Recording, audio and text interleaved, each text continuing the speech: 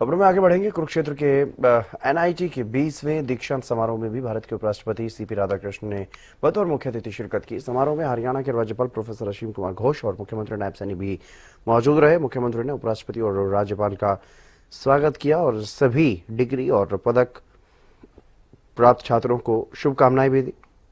उन्होंने कहा कि एनआईटी राष्ट्रीय और अंतर्राष्ट्रीय स्तर पर तकनीकी प्रतिभा तैयार करने वाला प्रमुख संस्थान है।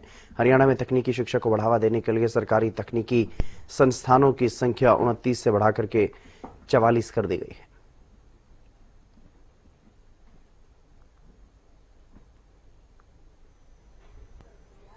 It's always a great privilege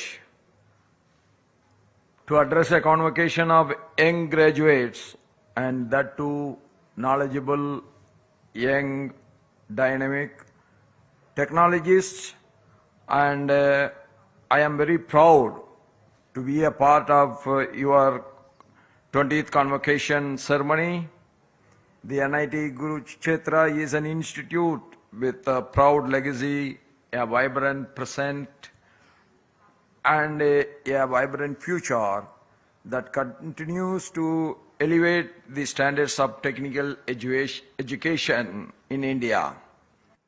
As the Governor of Haryana, I take immense pride in seeing how NIT Kurukshetra has emerged as a strategic pillar in the state's and the nation's development journey, particularly in the domain of advanced technology, human capital,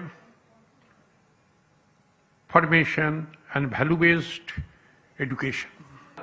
students आज उपाधि प्राप्त करने वाले हैं और संस्थान में शिक्षा ग्रहण कर रहे सभी युवाओं के मैं उज्जवल भविष्य की परमपिता परमात्मा से मैं कामना करता हूं।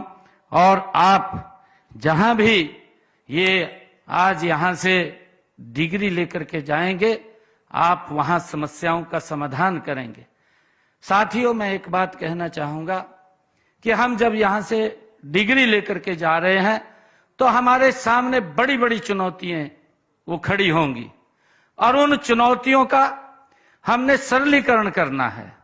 और जब हम उनको सरल करेंगे तो आप उतना ऊंचा जाएंगे, क्योंकि लोगों के जीवन को सरल करना, जितना ही उनको आप सरल उनका समाधान निकालेंगे, समाधान खोजेंगे, तो लोग उतना ऊंचा आपको याद करेंगे।